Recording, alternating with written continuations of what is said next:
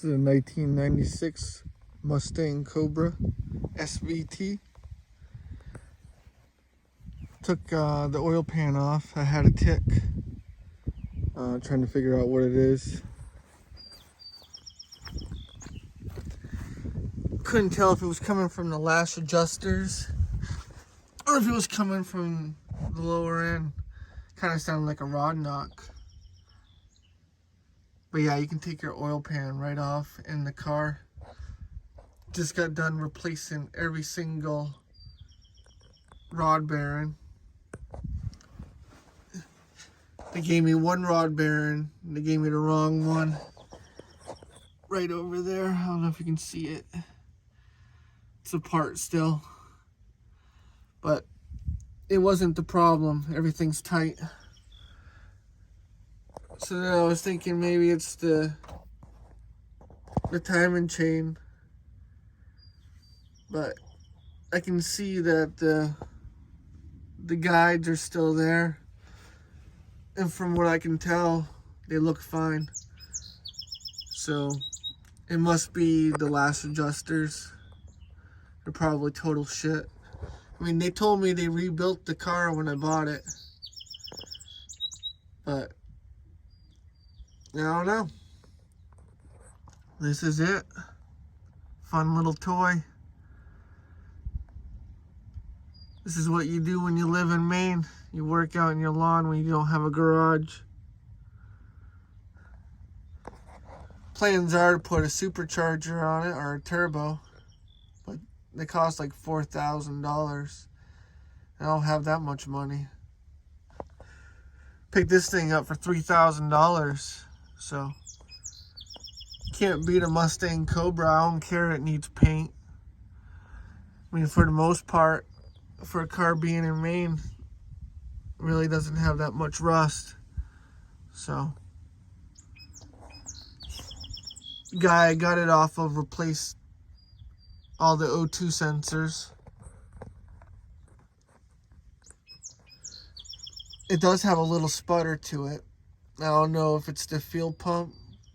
Seems like the fuel pump. But we'll get to that eventually. So if this doesn't fix the tick, next I'm taking out the timing chain and the lash adjusters and replacing them. It's really not that hard.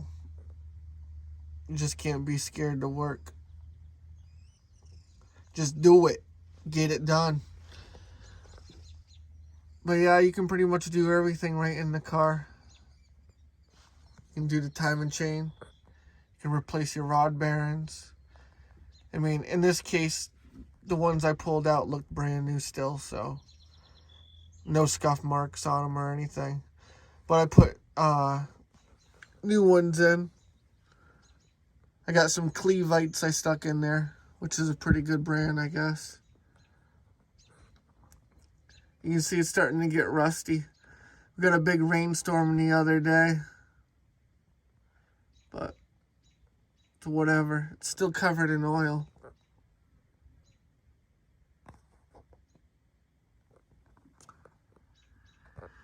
Yeah, sucks I have to do everything by myself. My son's not interested in helping me. He takes off on the dirt bikes.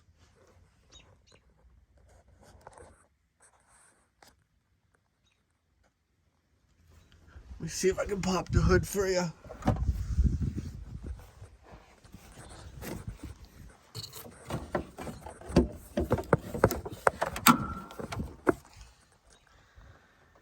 Yeah, not bad for $3,000, huh?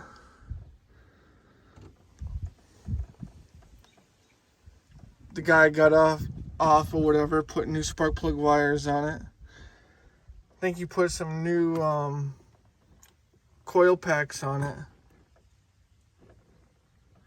And clearly somebody stuck an aftermarket radiator in it and an aftermarket overflow. Looks like it's still got the EGR on it. I'm gonna do a delete on that. This takes up space. Might take the AC out. I mean, it doesn't really get that hot in Maine, so.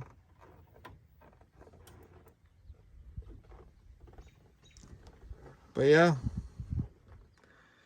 I'll keep you posted when I take the valve covers off. See what happens under there. And this one ought to be fun, huh? I think you gotta take the brake booster off to get that valve cover out, but yep. This is her.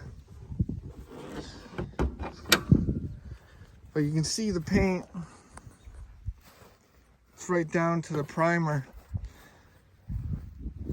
And this is just surface stuff. You can take that right off.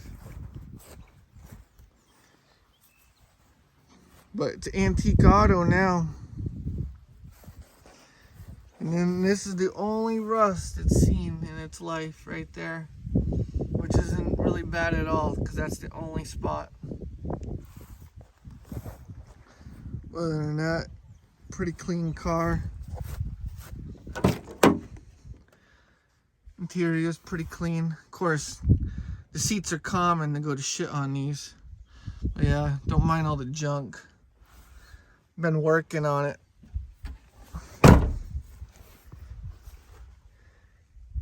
Cobra.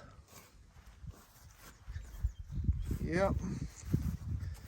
Of course, I got my Honda over there. Honda Accord with a 3.2 in it.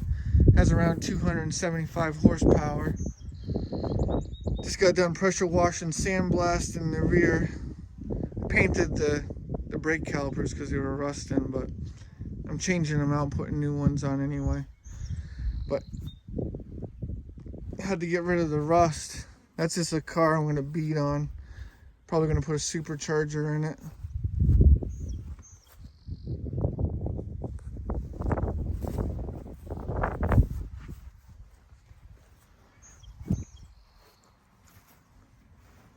Still got to clean the oil pan.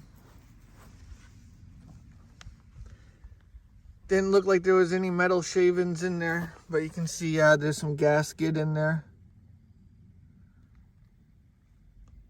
But other than that, it was clean.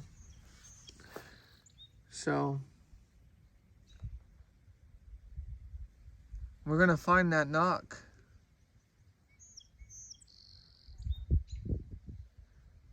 Well, come back and watch some more. I'll probably post another one if people like it. If not, then I won't even bother.